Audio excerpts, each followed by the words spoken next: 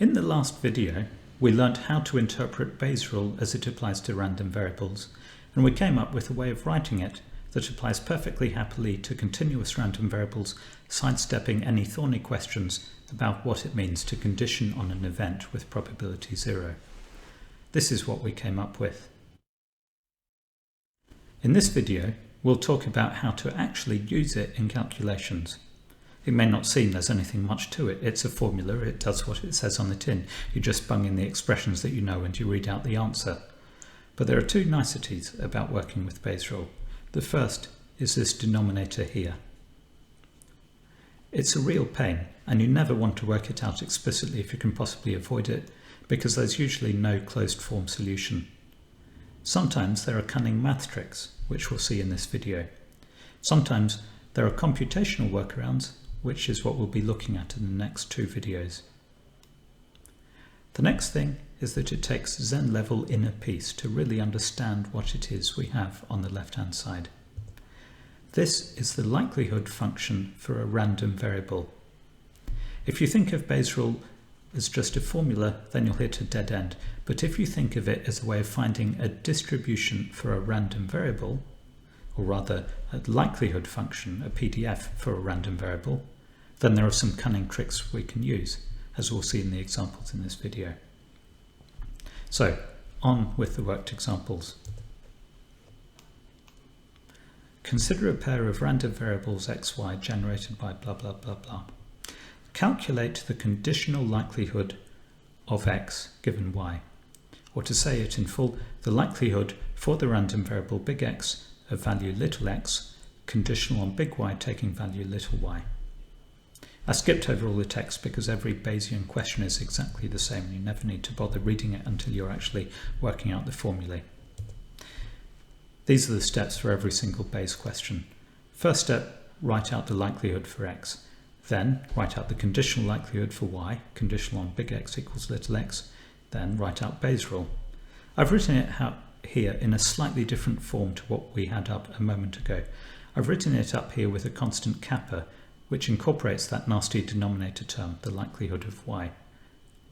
The point is, what we're trying to work out is a density function, the density of a conditional random variable, x conditional on big Y equals little y. This is a function of little x. If you integrate it over little x, the answer must be 1. So we don't need to keep track of non-x terms, we can just derive them all from the requirement that the whole thing has to integrate to 1. So let's answer this question, let's fill in the pieces. We're told x is uniform from -1 to 1, so its density is a half. We're told y is normally distributed with mean x squared, so here's the conditional density of y, just the normal density function that you should know and love. Make sure you write out properly. We're conditioning on the event that the random variable big X takes value little x, so the mean is little x squared. Don't get muddled up with big X appearing on the right hand side. It must not. There must be no random variables on the right hand side. Next, apply Bayes' rule. As we said, we don't need to keep track of the non-x factors. So here I've just gathered them all together, the kappa and the half and the 1 on root 2 pi sigma squared, and I've amalgamated them into a new constant, kappa prime. There's no point writing out more algebra than I have to. Just one little nicety here. I want to stress we're interested in this expression as a function of x, and we're treating y as a constant. Here I've just rewritten the exponent term to put x first. When we do maths, we're used to writing equations where the variable of interest comes first, so I just do this to make sure I'm thinking straight. So, finally, the constant kappa prime must be whatever it takes to make the conditional likelihood formula integrate to 1 when we integrate over x. In other words, it must be 1 over the integral of the expression that we just derived. Well, we're stuck here. I'm sure Mathematica could solve this integral for us, but it wouldn't tell us anything useful, so we'll just leave it unsolved. What's actually much more useful than Mathematica is knowing how to approximate the integral using a computer, which is what we'll do in the next video. In an exam, it's generally okay to leave your Bayes rule answers with a constant and just to write down an integral like this to show that you know in principle how to find the constant. Next example is one where we can actually find the constant. Consider a pair of random variables big theta, big Y. Find the conditional distribution of big theta conditional on Y taking a particular value. This question is worded slightly differently to the last one. Remember, the whole point of the previous video was that theta conditional on Y is a random variable in its own right. It has a sample space and a likelihood function and so on. The only way to make sense of Bayes' rule is to understand that it's a method for deriving the likelihood function of this random variable. So this wording here, find the distribution of this particular random variable, is just emphasizing this idea. Okay, the usual steps for any Bayes' rule question. First, write out the likelihood for theta. We're told theta is uniform in the range 0 to 1, so the likelihood is just 1. Next, write out the likelihood for Y, given that big theta takes value little theta. We're told Y is binomial with parameter theta, so the probability of Y equals 1 is theta, and the probability of Y equals 0 is 1 minus theta. Next, write out the conditional likelihood of theta. The question actually asks us, find the distribution of theta given Y equals 1. So here I'm just writing out the Y equals 1 case. We get kappa times 1 times theta from the three terms, so kappa theta, and so we can get kappa as usual from the requirement that the density for theta must integrate to 1.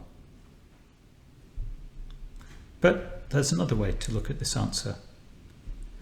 When you're doing anything at all in probabilistic machine learning, you always need to have a repertoire of standard random variables in your head. Whenever you see a density function, you should think to yourself, have I seen this density before? For pen and paper based questions like you might see in an exam, there's one particular distribution that comes up again and again and which you should learn by heart. It's called the beta distribution. This is what Wikipedia tells us about the beta distribution.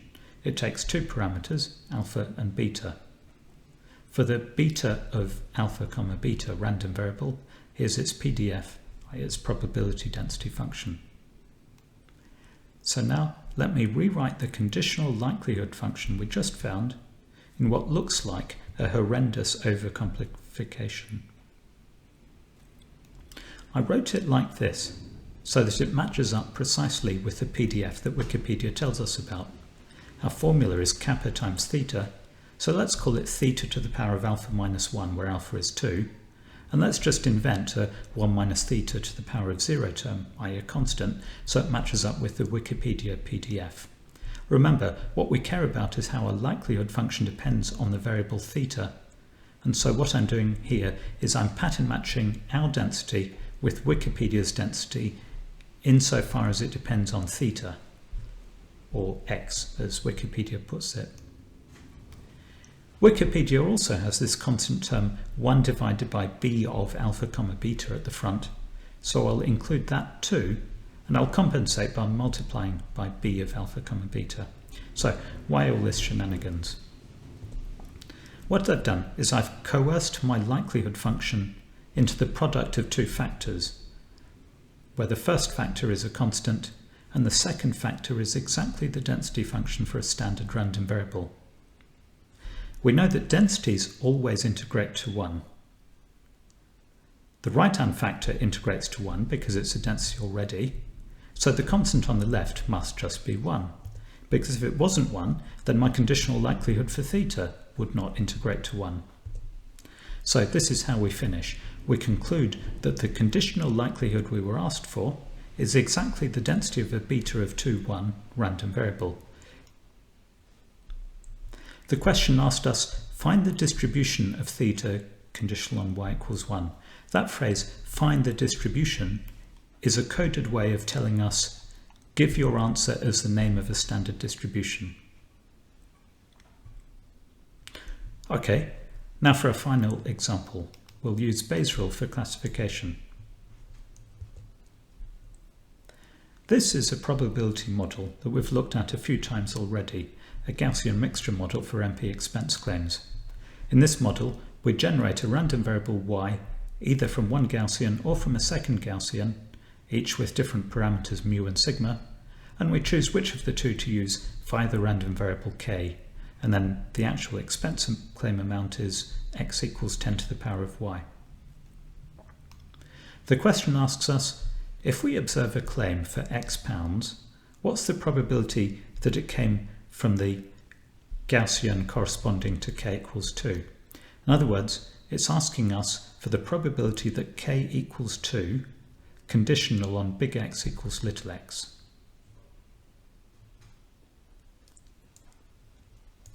The very first thing I'm going to do is save myself a bit of bother and rewrite the condition as y equals log of little x. This is exactly the same condition as before, but just written in different terms, and it's easier to work with the maths in y space than in x space. We did this trick before when we fitted the model in section 1.6 when we were looking at generative modelling. After that, it's exactly the same steps as for every single Bayes question.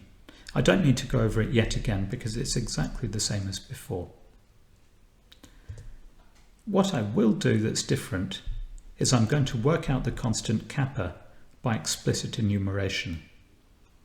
Remember, I'm looking for the conditional distribution of the random variable big K, conditional on an observed value for y. K is a binary random variable. There are only two possible values it can take, k equals 1 or k equals 2.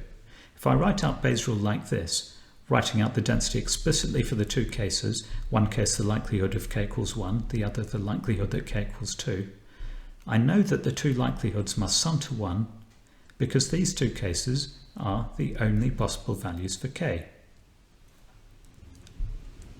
In computer code, I'll work out Q1 and Q2, then work out kappa so that kappa times Q1 plus kappa times Q2 equals 1. This is on line 5. And then my final answer is kappa times Q2. The point here is that the random variable we're interested in, k, is a discrete random variable with a small sample space, in this case just 2 items. So we can work out the normalizing constant kappa by exhaustive enumeration, in this case by summing up Q1 and Q2. A common mistake I've seen students make is that they think to themselves, I only want to work out the probability of k equals 2 conditional on the data, so they only write out the first case, and then because they don't see the two cases, but they remember that something has to 1, they do some sort of bizarre tangled integral over x or y. The point is, you need to have a laser focus on what the variable is in the likelihood you're calculating. You're calculating the likelihood for k across all possible values little k that it might take. The sum over all little k must be equal to 1. This is why I'm so keen on this likelihood notation, PR subscript big K, open brackets little k. If you don't write it this way, then it's so easy to forget what the terms in the Bayes formula are doing and which ones of them must sum up to 1. Okay, we've seen 3 examples. Let's summarize them, and in particular, let's review the ways that we can deal with this pesky normalizing constant. In the first example, we just had a messy formula for the conditional likelihood, so we gave up. In the second example, we recognized our formula as being the PDF of a standard random variable, so we could straight away deduce the value of kappa. In the third example, there was only a small set of possible outcomes, so we could just run through them all by computer and choose kappa to make them sum to 1. Well, here there were only 2 outcomes, so we hardly need a computer. The point is, here there was a finite set of possible outcomes, and we could reasonably well sum them up by computer. In the first example, though, x was continuous, so it's just plain impossible to do the exhaustive sum. Now, in pen and paper exam questions, most Bayes calculations will look like the second or third examples, but in real life, most Bayes problems are like the first example, and give up is not a satisfactory answer. What we need for problems like this is to find ways to work out kappa by computer even when the random variable is continuous. So that's the topic of the next two videos.